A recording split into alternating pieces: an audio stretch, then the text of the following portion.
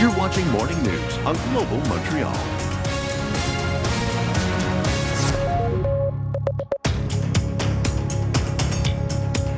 Good morning, Montreal, and welcome back. If you're a fan of mac and cheese, poutine, fried chicken, all of those foods that scream comfort, this is the segment for you. We are happy to be joined in studio. It's been a while by the Montreal food divas, Diva 1, Diva 2. I never get it right off the air, but on the air, I somehow pull through. How are you girls doing today? We're good, we're good. We're having a good New Year, eating a lot, going to a lot of restaurant openings, stuff like that. What's interesting, though, is that this winter, compared to previous winters in recent memory, is colder than usual. Yeah. We've been having more and more days where you just want that comfort food. Exactly.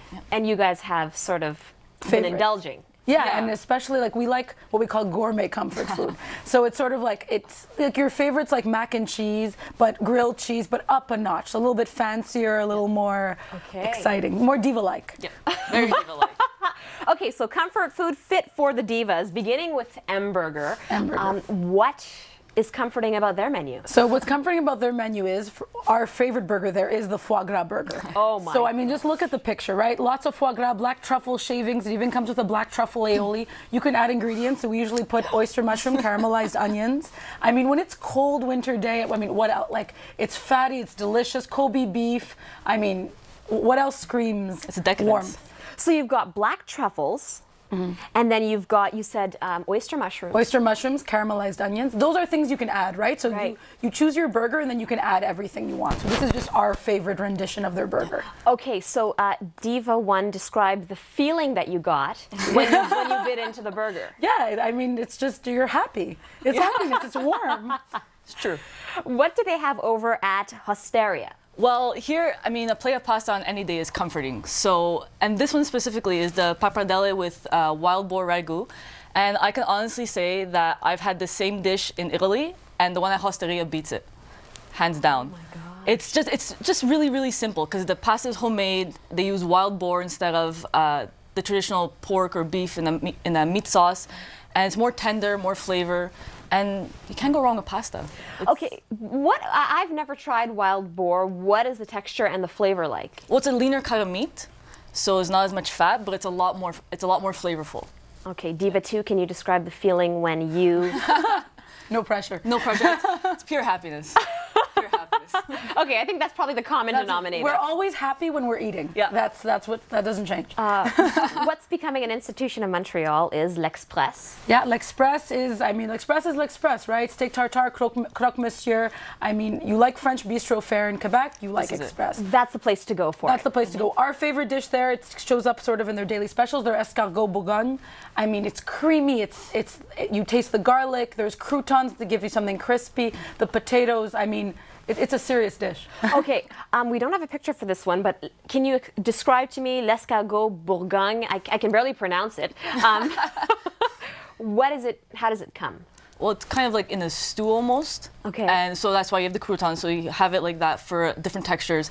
And you really taste the red wine and everything, so it's happy again. It's another happy dish. It's rustic. It's very rustic. This next restaurant, I have been there. I have tried the dish that you're about to describe, the Deville Diner Bar, right? Yes. It's right. Where is it located again? It's on Stanley. On Stanley. Yeah. Okay. Yeah. What was the main So this is chicken and waffles, but at a higher level. So they have it on a Belgian waffle, which they've toasted a little bit extra, so that when you're smothering it in that maple syrup, it doesn't get soggy. And it's a starter dish, so it's not like, this is an appetizer, it's not a main meal, but it could be. And the chicken itself also really, really crispy, not dry at all, and it's delicious. Oh my goodness, everything I've ever had there is delicious. Yeah. Tell us about Tavern on the Square, because I feel like this is really popular, but you don't often hear bloggers talking about. Well, that's actually why we wanted to talk about it, because we wanted to talk about restaurants that not just everybody knows, and obviously people have their favorite foods, but something a little more original. So Tavern on the Square, it's been around for a long time. Everybody loves it, but once again, bloggers don't talk about it. Located near... in Westmount. Yes, Atwater. Yes, exactly. So this is their mac and cheese. So I mean, when you think of mac and cheese, you think of something really simple. This is anything but. There's mascarpone, Comté, Victor Berthold cheese, Parmesan, pancetta, black truffle puree. I mean, it's rich. It's not what you ate at home growing up with with your mom, right?